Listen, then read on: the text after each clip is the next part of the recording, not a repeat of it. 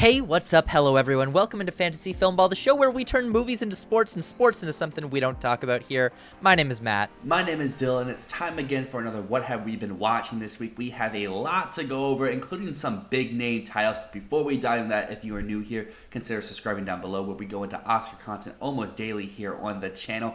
Leave a like if you like what you have to hear, and comment down below, what have you been watching? But Matt and I both had to see one of the most anticipated movies for the rest of the year, The Color Purple. Just to preface this is not our review of The Color Purple. We will do a full review later on. Right now, the social media embargo is up. You can talk about this movie on social media, but we cannot post a full review. So for now, we're just going to give some reactions. I gotta say, to me, this felt like the crowd pleaser of the year. I thought the performances were stunning. Fantasia was probably my favorite. Brooks and Henson being neck and neck right behind.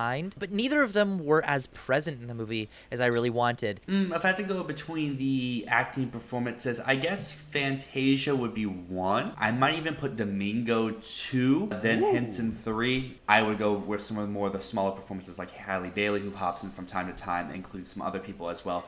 I wasn't the biggest fan of Brooks' performance. I understand why people liked it, but to me, it was not something that I very much connected with. Brooks, I thought, was very theatrical. It is the biggest, showiest performance in the movie, and to some people that might be a little too much, like for you, Dyl. For some people, it's just right. I think the film does run a little bit long, and it does forget it's a musical at times because we go long portions without a song. But when this movie commits to the bit, it hits on all cylinders. I was like weeping by the end. This just hit me so hard emotionally. For that, I would personally give it like a light 10 out of 10. I think I enjoyed it so much. I kind of turned off parts of my brain that were criticizing some things. I can admit this movie definitely had some issues with it. As someone who is a huge fan of movie musicals, as someone who loves to cry in a movie theater, this really hit me in those two desires. Gave me a good musical where I just cried a lot. So it really satisfied me. I loved it. I'm going to keep my rating for when I can see the second time, and as well as when the review embargo goes up, but I did very much enjoy this movie. But Matt, you also saw another big Oscar contender this week at a critic screening,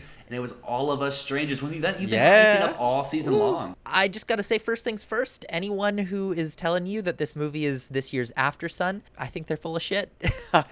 This is nothing like After Sun. Anyone who's saying, oh, it's the cold, criticky movie that's like, it's a little bit mysterious. It's not that. It's really not. Like, everything that After Sun was, it was an experimental take on a father-daughter story. Not a lot of plot. It was very unconventional in every way. All of Us Strangers is actually quite conventional. It's the story of a screenwriter who's trying to write a movie about his parents. It is not After Sun. And that's not to say it's not a quality film. Just to go into like Oscar prospects for people that are saying this might be too indie, too bare bones, minimalist, like After Sun was to be received by the Academy, I completely disagree. This definitely has what it takes. It has a strong emotional core, and that emotional core comes from the actors. Andrew Scott, Paul Mescal, and specifically Claire Foy. Claire Foy is the standout here by far. She has 2 or 3 moments that just gave me chills.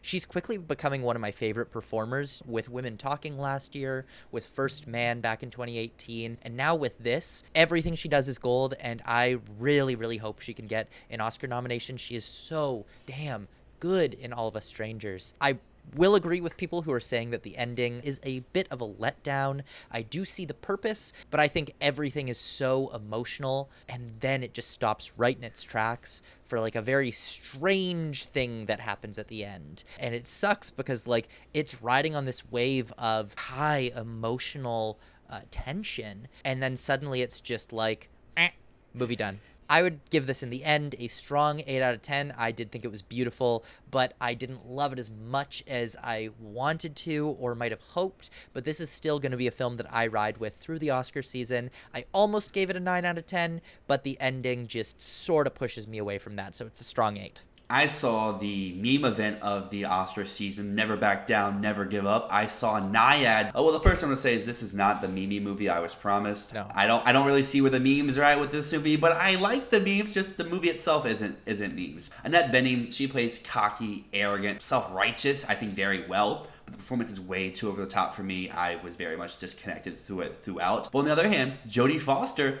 plays passionate, caring, warming, so well, and she may be my personal favorite supporting actress contender in the year so far.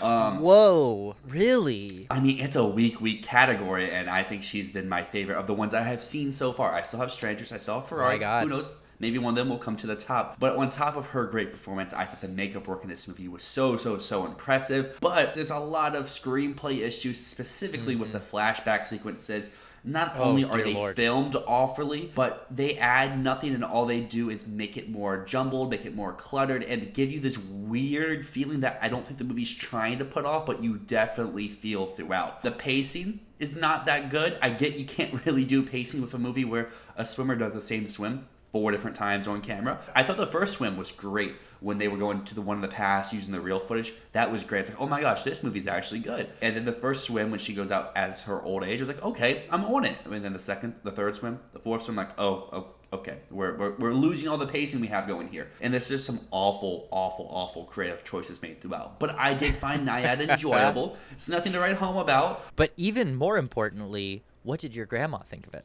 My grandma liked it a lot. Super engaged throughout. She liked NYAD a bunch, so maybe that does mean the older audience will like this movie a lot. But as we saw last year, she's not very atypical to most older audiences because she did disagree with some of the, I guess you could call, older demographic picks in the Oscars, and very much was pro Everything Everywhere last year. But you caught up on 2 older movies. I also caught up on 2 additional older movies because there was a brand new Hunger Games movie that came out. So this is now going to be the Hunger Games segment of the show. We're probably going to spend a while because we have 5 movies to talk about. You watched all of these recently for the first time, right? Mm-hmm. I did. So feel free to weigh in too, because I might have watched all of them this week. I know that we differ a lot on the first film. To start off with the first 2 films, I love both The Hunger Games and Catching Fire, and I always have. Rewatching them this week was great because it's nice to confirm that they actually do hold up and that I'm not crazy and it's not just like a nostalgia thing. They're still really damn good. I actually think that this is the best series in the young adult sci-fi genre because it treats its audience like adults all the way from the start. The first film, it trusts that the audience can pick up on things. They don't need everything to be spelled out. But I do think the most notable thing in both of these movies is Jennifer Lawrence. She's giving great performances, and it's so clear why she was everywhere around this time, why she was the biggest name in Hollywood in 2012, 2013. And something I noticed this time about the first 2 movies, the music shocked me with how good it was. I never noticed how much I love the score of The Hunger Games until this rewatch. And I will say that while Catching Fire is technically superior in every way, you know, the first one is a little bit shaky cam, the second one is very still, it's very calculated, it's very precise. I prefer the first film for the story, the way that it sets up the world, the characters. It feels very iconic, where Catching Fire just feels like it's building on the success of the first one. But the arena in the second one is so much cooler, and the first movie's arena is so lame. Like, they're just running around a forest. Meanwhile, the second one, they're like, guess what? It's a big clock, and every single part of the clock has a different thing that'll kill you. Like, how cool is that? That's so cool. And the first one's just like forest in North Carolina. Shaky cam. It's not that shaky. It's not that shaky. It's not that bad. I also think the editing was very jarring as well. Those 2 things very much threw me off, and they to me felt very sloppily thrown together, as a lot of these movies in this genre are. But to your point about the story, I think it's very engrossing here. You very much care about Katniss and Peeta's characters, regardless if it's their relationship, their friendship, or their time inside the battlefield. The Hunger Games aspect of this film delivers in every sense of the way that you want it. The production design, the costumes were eye-popping, which I very much appreciate as well. And yeah, it hooked me. I was very interested to see where it would go, and I think Catching Fire is almost a step up from the first one in almost every aspect. The off-putting, fast-paced editing is gone, the shaky cam is away, the action is captured better, the costumes gets its moments to shine, the arena is built up more like you just talked about, plus the acting I think is better across the board. While I do agree Jennifer Lawrence is great in these movies, I think that she continuously gets better until the last Mockingjay movie. But that's not her fault. That's a script fault. I think if I watched this movie back in the day, the cliffhanger at the end of Catching Fire would have sent me like ballistic, where I would have been like, oh my gosh, I need this movie now. Like how people felt about Spider-Verse earlier this year, or maybe some of the Star Wars movies, or Infinity War, where they're like, oh my gosh, what is going on? I had to wait a whole year for this to be followed up when I couldn't imagine how people would have felt back then. I'm so curious, what stopped you from seeing Hunger Games back in the day? Like, you would have grown up around the time that this would have been a sensation, because we're only a year apart. I wasn't really into movies at that time.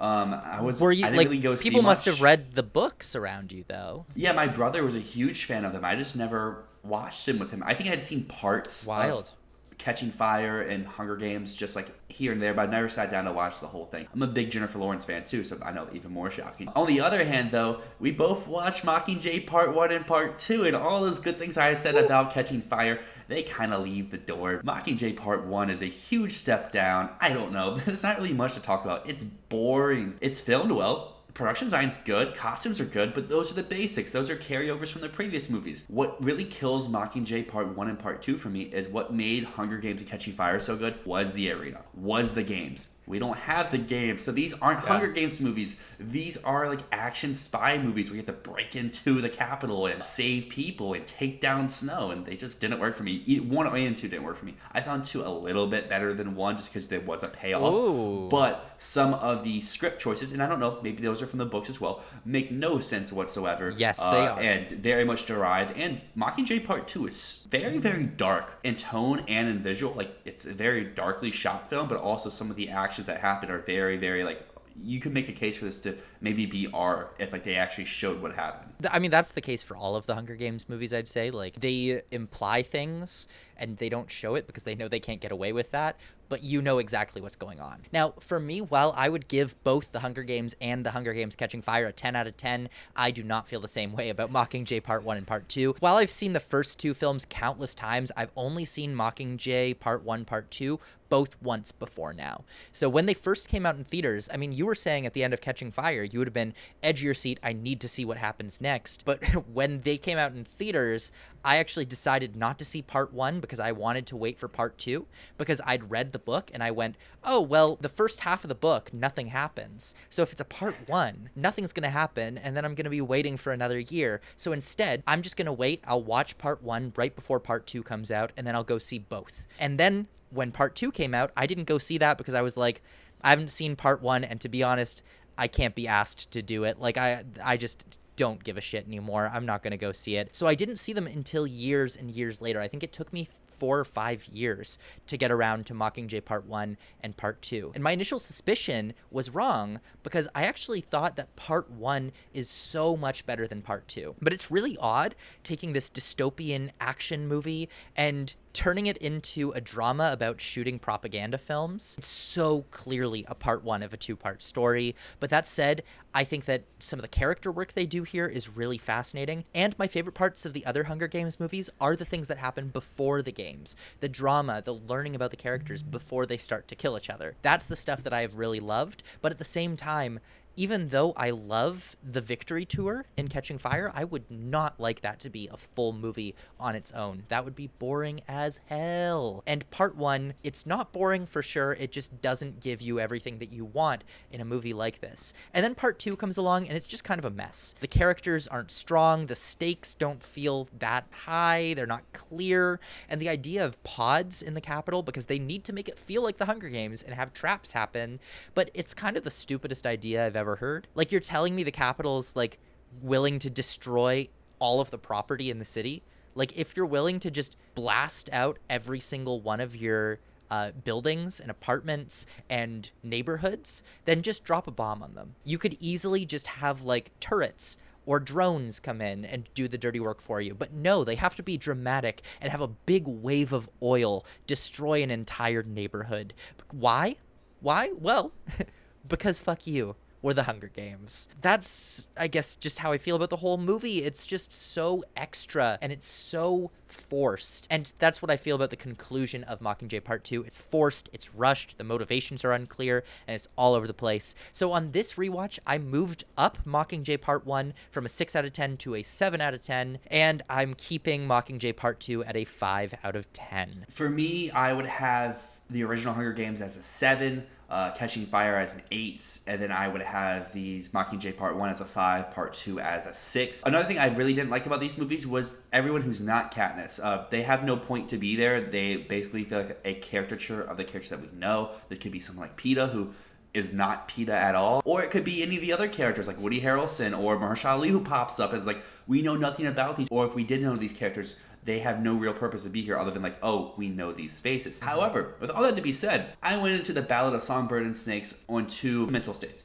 One, the trailers look great. On the other hand, Mockingjay Part 1 and Part 2 stunk, and it's by the director who did both of those as well as Catching Fire. So I was very surprised when I walked out of Ballad of Songbirds and Snakes and think this is the best one in the series. I know, Whoa. hot take. I will give this a very strong 8 out of 10. You can say, oh, maybe I'm biased. This was my first ever Dolby experience. The bar was set high. Or this is my first Hunger Games movie in a theater. I just watched all the other ones. But I thought this movie did a great job of expanding the universe while also standing very well on its own, which I think a prequel definitely should be able to do. I was widely engaged into Snow's journey throughout. Tom Blyth breathes a whole new dimension to this character. One I found kind of not the most entertaining throughout the originals, but here were so captivating and fascinating. Rachel Zegler delivers another great performance. It knocks out what I think this character's supposed to be. It's supposed to be over the top. It's supposed to be give me all the attention. It's supposed to be love me, love me, love me. And I think she does a great job of portraying that throughout while you're supposed to believe her or not believe her, trust her or not trust her. I also found her character to kind of be more entertaining than Katniss ever really was. I know, another hot take there, but the ensemble here is super fun. Everyone from top to bottom, Viola Davis, Peter Dinklage, the rest of the ensemble, people whose faces I recognize but names I don't exactly know. And the section where the actual games takes part I thought was super engaging. I would have loved to see a little bit more for like what Snow's ideas were, to see like before and after, because like we get into the game and we see like, oh yeah, we see little sprinkles like, oh, there's betting odds, oh, they can give gifts. Clearly throughout the games were nothing like this. The host even had dinner reservations, so he was expecting them to go over like 3 hours. I would love to see one of those original games, like how quickly they get done, how minimal was it, how much the games have progressed just with Snow's initial ideas. And then I guess they do sequels for this to see how Snow keeps growing the games over times. But I would be completely content if this was a one-off, because I thought this was very well done. And for being a nearly 3-hour movie, this flew by. I got to agree with a lot of what you said there. Rachel Zegler is a total revelation here. She is fantastic. This is the best work of her very short career so far. It feels like the part was written for her. And it wasn't, because the book was written a few years ago before Rachel Zegler was really a thing. But like watching this, there's no one else who could play this role. There really isn't. The singing, the soundtrack, thanks to her, is gorgeous. I've had the Ballad of Lucy Gray Baird on repeat on Spotify. Like, god damn, it is so good. Her voice is magnetic, and it shows such a different aspect of her voice and her vocal range from West Side Story, where she was a soprano. She was singing at the top of her range, doing old-fashioned Broadway, and here she is doing country. She's so good.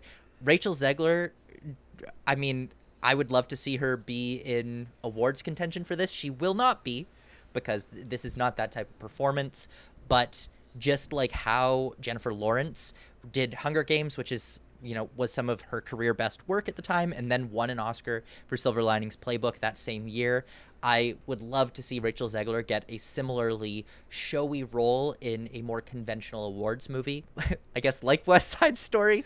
But I think she should have won for that. Well, I just think that her role in West Side Story is not really, it doesn't showcase your talents. Like, Tony and Maria are never the best part of West Side Story, so she deserves a role that really shows her off, like Ballad of Songbirds and Snakes does, because it shows her off so well. Also, Viola Davis is so good as the villain, kind of. She's not really the villain. She is a villain, but she's not the villain. Production design, costume design, it is as strong as always in the series. And while Tom Blythe is on his own, I definitely found that was when the film was a little bit less interesting.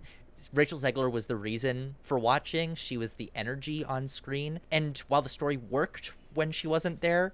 It just was it dragged a little bit. It was a little bit less interesting. I thought it was really strange structurally to build the games into a minor part of the story, but I thought it worked very well overall.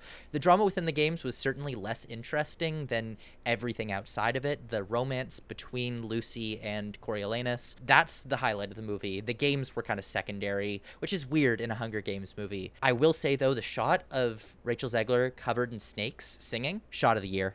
Shot of the year. Ooh. That is cinema. I'm going to give this one a strong 7 out of 10. Speaking of cinema, the next movie I watched is not that. I saw It's a Wonderful Knife. I was bored one night. I was like, let's go see this. It's got Joel McHale. How bad can it be? A year ago, I went to see A Violent Night, which I complained a bunch about because of how uncampy it was. And A Wonderful Knife is way too campy. So I clearly don't know what I want from these festive horror films, but it has some creative scenes and funny moments, but the script, the dialogue is so cringe. Our lead has such an annoying god complex, which makes you not care about this character, anything that she's going throughout. The main villain in this movie is clearly supposed to be a caricature, but one to me that was just super annoying and over the top. The funny moments came from when the movie was not trying to be funny. What it's trying to do, I didn't like, but what it was unintentionally doing, I did like. So I think if you need a dumb, festive horror movie later in this year, this isn't the worst option. It's only 90 minutes as well. It's pretty quick. It's just, it has some really dumb kills. It's very telegraphed, and you're not really getting much out of it, but it wasn't the worst thing to watch. So I guess I would give this a 5 out of 10. Ooh, generous. I didn't hate myself. Maybe it's a 4. I don't know. Okay. To me, to get much lower than a 5 or a 4, you really have to be actively awful to watch. So I would say somewhere between a 4 and a 5. All right, it's that time of the week. It is my speed run of everything else I watched. And thankfully, unlike last week where I had 10 movies to talk about here, I only have 4. So let's get into it. First off, India Song. This is directed by Marguerite Duras, who wrote one of my favorite movies, Hiroshima Mon Amour. This film is about the wife of the French ambassador in India in the 1930s, and I hated this. It's the type of art film that reminds you of why people just fucking hate art films, and they think that they are the most pretentious bullshit, because this is pretentious bullshit. It uses this stylistic device of having the people on screen never speak through the movie, and we just hear their voice as narration while we see them silently on screen. And so the story is just told through the same shots of people dancing while they're talking and narrating over top. It is bullshit. It sucked. It is reviled as one of the greatest films of all time. That's where I watched it. It was from that list. But I think those people are wrong. It was good for nothing but a sleep aid. This would put most people to sleep in 15 minutes. Strong 2 out of 10 for this. Credits to them for doing some bold choices. Bad. Bad. Did not like. Then I watched another movie that I didn't really like that much, but definitely hated less than India Song. That was La Ciénaga from Lucrecia Martel. And Lucrecia Martel is an art house director from Argentina who is known for being the woman who gave Joker the Golden Lion. And she was supposed to direct Black Widow and then dropped out because she was like, oh, I don't have enough creative freedom. It's so weird she was hired to do this because her movies are so slow. They're so artsy. They are also that sort of pretentious artsy movie that kind of make people have a bad thought about art movies. Some people absolutely love them, and that is totally okay. They are not for me. I've only seen one of her films before this, and I didn't like it. And now I've seen 2, and I didn't like this one either. On a personal level, I feel like everything Lucrecia Martel does in this film was done better by Carla Simon in Alcaraz and Alice Rohrwacher in The Wonders. I'm giving this one a 5 out of 10. Then I watched The Sacrifice, directed by Andrei Tarkovsky. This is his final film, and it was made in Sweden rather than his native USSR. It's a film about a birthday celebration disrupted by nuclear war. Tarkovsky's movies, they're always these stunning spiritual meditations with formal excellence non-stop. They are gorgeous to look at, and they have lots to think about. His movies are very sleepy, and so while I said India Song was a good sleep aid, this is too, but on the other hand, this is a great film that is also a sleep aid. It definitely made me drift at times, but it is masterful. That said, I didn't think the scenes with the actors, the drama between the players was as compelling as the more expressionistic bits of filmmaking where we're just watching the camera kind of float across the landscape. I'm going to give this one a light 9 out of 10. It is not one of my favorite Tarkovsky films, but even a weaker Tarkovsky film is still a goddamn masterpiece. And finally this week I watched The Music Room, directed by Satyajit Ray from 1958. Of Ray's films, I'd only seen Pather Panchali before, which I love, love, love, and I'd heard from some people that The Music Room might be his best. I would disagree with that. I think this is very good. It's an interesting examination of caste and how the place you're born into often can become the place that you're stuck in, no matter how hard you work to climb up.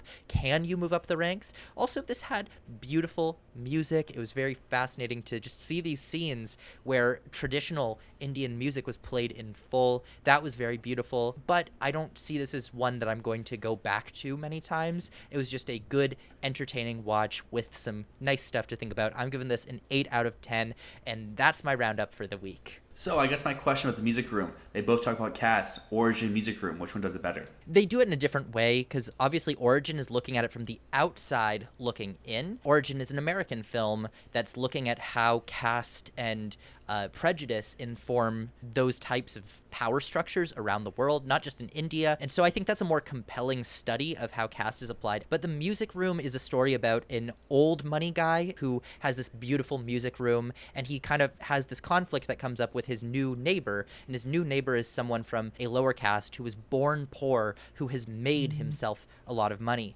And it's about the differences in Indian society between these two. Why do people respect the man who was given the money that he has, while they dislike the person who worked for what he has and pushed his way up above the caste he was born into? So yeah, it just depends what you're looking for in them. One is definitely more informative than the other, though. Now looking ahead to next week, because I'm going to see that new Addison Rae. Hopefully it's campy. I know I just talked about I don't know what I want from these campy festive movies. I want this to be as campy as possible. We'll see. Eli Roth is someone who I don't think really makes good movies, so who knows? I am also going to dive into literally him, Ryan Gosling, The Notebook. I've never seen this before. So Whoa. I'm very excited to finally watch this, and hopefully I hit some of these other Thanksgiving releases before the next time that we talk. Napoleon, Wish, Trolls Band Together. We'll see. It just depends on when we record. I'm going to Atlanta. I'm not sure what I'll be able to see. I'm probably going to see Napoleon with my dad.